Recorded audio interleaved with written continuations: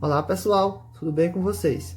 Estamos de volta para mais uma aula remota de Ciências Naturais. Eu sou o professor Murilo. Na aula de hoje nós vamos continuar falando sobre os assuntos relacionados à puberdade. Desde já, peguem o livro de vocês, abram na página 41 e vão acompanhando. Então, bora lá? Vamos dar início falando sobre a acne, a tão temida acne para os adolescentes. E o que são as acnes? São popularmente chamadas de cravos e espinhas.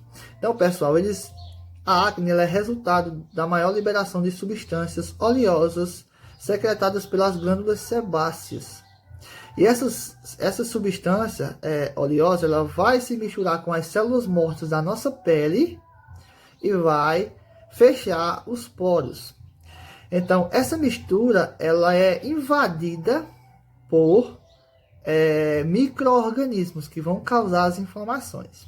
Então, por isso que as espinhas geralmente inflamam, porque elas são atacadas são invadidas por micro-organismos. Isso ocorre, pessoal, durante a puberdade, em decorrência da maior oscilação na liberação de hormônios. A acne ela pode se concentrar no rosto, no peito, ombros e costas. Por quê? Porque esses locais, há glândulas sebáceas ocorrem em maior quantidade, ou seja, há maior concentração de glândulas sebáceas nesses locais do nosso corpo. A maior ou menor manifestação ela vai depender da sensibilidade de cada um em relação aos hormônios e também a fatores genéticos. Então, se vocês quiserem amenizar a quantidade de espinha no corpo de vocês, o que é que vocês devem fazer? Deve sempre manter a higiene da pele, evitar o uso de maquiagens e cosméticos à base de gordura, além de não coçar o local, viu? Para não provocar feridas e cicatrizes. E nada de espremer espinhas, beleza? Quando esses acnes, pessoal, estiver provocando incômodo físico e psicológico, o que é que vocês devem fazer? Procurar um dermatologista. Não vão ficar aí sofrendo sem procurar a ajuda de um especialista, tá bom? Para, consequentemente, procurar um tratamento adequado, beleza? Então, bora lá. Pessoal, vocês já se perguntaram por que a voz do homem geralmente é mais grave, ou seja, mais grossa, do que a voz da mulher? A voz da mulher sempre é mais fina, ou seja, mais aguda. Vamos tentar descobrir. Então, pessoal, as pregas vocais ou cordas vocais, elas estão localizadas na parte interna da laringe. São formadas por fibras ligadas ao tecido muscular. Vocês já ouviram falar nessa questão de pregas vocais, de cordas vocais? Pronto. O que acontece? Essas fibras, elas vibram com a passagem do ar, produzindo os sons. Então, o comprimento das cordas vocais, pessoal, está relacionado ao timbre da voz, ou seja, se é mais agudo ou se é mais grave. Então, de maneira geral, as mulheres elas têm as pregas vocais, as cordas vocais mais curtas e finas que as dos homens. Por isso que a voz dela é mais aguda, viu? Então, as dos homens são um pouquinho mais maiores e mais grossas, por isso vibram menos e provocam um som mais grave, viu? Então, só que a voz, ela é resultado de muitos outros fatores, pessoal, como por exemplo, a quantidade e pressão do ar expirado na verdade, e o movimento da boca e da língua. Então, são N fatores. Mas eu quero que vocês entendam que o quê? Que para serem mais graves, as cordas vocais têm que ser mais grossas e maiores, geralmente as dos homens, e vibrar numa menor frequência, gerando sons mais graves. Já nas mulheres, vão vibrar numa maior frequência e gerar sons mais agudos. Então, beleza? Aprenderam aí o porquê da voz do homem é mais grave e da mulher é mais aguda. Então, vamos seguir. Então, pessoal, eu acredito que todo mundo já tenha percebido que o ser humano ele possui uma saliência na garganta. Sabe como é que é chamada essa saliência? De proeminência laríngea, que é popularmente chamada como pomo de Adão ou gogó. Então, vocês já ouviram falar no gogó, né?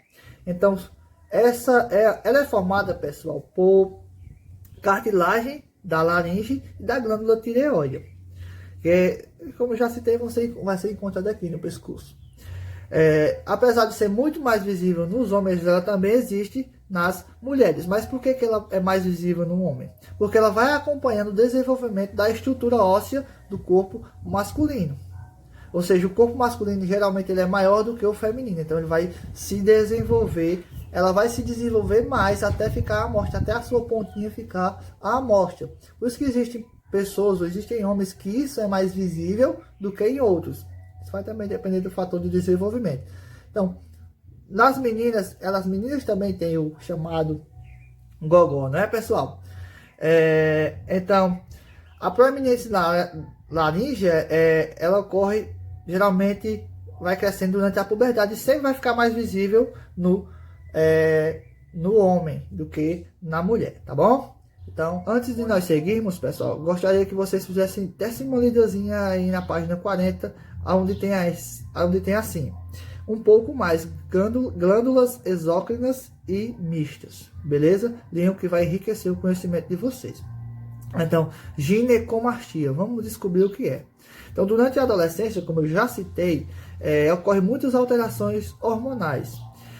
E essas alterações podem ocasionar no desenvolvimento das mamas nos meninos. Então, a ginecomastia é justamente isso.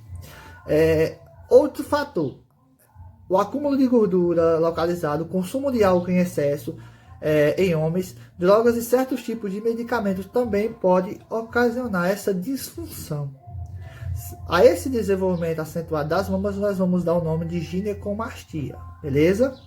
Então, isso, pessoal, acontece em 40 a 60% dos homens, em muitos homens, certo? Só que muitos garotos, durante essa adolescência, se sentem muito incomodados com isso. Por quê? Porque podem impedir eles de fazer atividades físicas, como natação, como jogar futebol, por exemplo, os que estão com camisa ou contra os que estão sem camisa. Então, isso pode ocorrer também, digamos que um preconceito dos outros alunos também, viu? Só que, entretanto, pessoal, na maioria dos casos, vocês não precisam se preocupar. Por quê? Porque é o seguinte, ó. O aumento das mamas geralmente ocasionado durante a puberdade e é temporário. E não vai interferir no seu desenvolvimento nem na sua virilidade. Ou seja, você não vai deixar de ser, digamos, de ser mais viril porque a mama se desenvolveu. E o que vai acontecer? Na maior parte dos casos, o crescimento do corpo e a produção de um hormônio chamado testosterona, eles vão fazer com que a mama ela regresse ao tamanho normal, ou seja, ela vai reduzir isso, ela vai regredir e ficar no tamanho normal. Então não precisam vocês se preocupar. Só tenham cuidado com questão também de alimentação, viu, pessoal? Alimentação, bebidas alcoólicas, drogas, beleza? Alguns medicamentos é o que vocês devem ter muito cuidado nessa fase de adolescência, tá bom? Então bora lá. Então, para terminar, nós temos aí o trabalho infantil e adolescente, pessoal. Então, nós vimos até aqui a questão da puberdade nos adolescentes do ponto de vista fisiológico e comportamental. Mas vamos falar um pouquinho sobre a questão do social, né? De algumas coisas que acontecem no Brasil e em muitos outros países. Então, crianças muitas vezes são privadas da vivência dessa fase de transição entre infância, adolescente e fase adulta. Então elas começam, em muitos casos, a assumir responsabilidades próprias de adultos. Algumas dessas crianças deixam até mesmo de estudar para poder trabalhar, né? Abandonam a escola para poder trabalhar, por exemplo. Só que, pessoal, segundo a Constituição, vocês sabem o que é a Constituição, né? Federal do Brasil de 1988, o trabalho é admitido em pessoas, em adolescentes, a partir dos 16 anos. Então, a partir dos 16 anos, ele pode trabalhar, exceto nos casos do trabalho noturno. Você não pode trabalhar à noite, não pode trabalhar em locais perigosos ou insalubres. Então, você já pode, a partir de 16 anos, trabalhar em locais, digamos que seguros, tá bom? Isso é a idade mínima antes dos 18 anos, né? E só que os trabalhos a partir de 14 anos, eles podem ser como aprendiz. Menor que isso não pode. Então, por exemplo, existem algumas formas nocivas de trabalho infantil e de trabalho adolescente, como por exemplo, trabalhar na agricultura, em fazenda de corte, em madeira, em minas de carvão, em funelarias, cutelarias, de metalurgia e na construção civil, entre vários outros, pessoal. Então, muitas vezes o adolescente ele é privado, devido à questão social, né, as condições financeiras da sua casa. Muitas vezes ele é tirado da escola para poder trabalhar, para poder ajudar na renda, não é? Então, como é que isso pode mudar, pessoal? Como é que isso pode mudar? Então, para que isso se reverta, é necessário ações públicas, né? Ações públicas que sejam eficazes e que permitam às famílias obter renda de forma digna, sem precisar que as suas crianças elas tenham que trabalhar. Ou seja, o governo oferecer ações públicas que vão garantir emprego para os seus familiares e que possa fazer com que as famílias não tenham a necessidade de colocar seus filhos, tirar seus filhos das escolas para poder trabalhar, pessoal. Que as crianças tenham seus direitos assegurados. Então, é necessário que ocorra isso, né? Beleza? Então, pessoal, espero que vocês tenham entendido.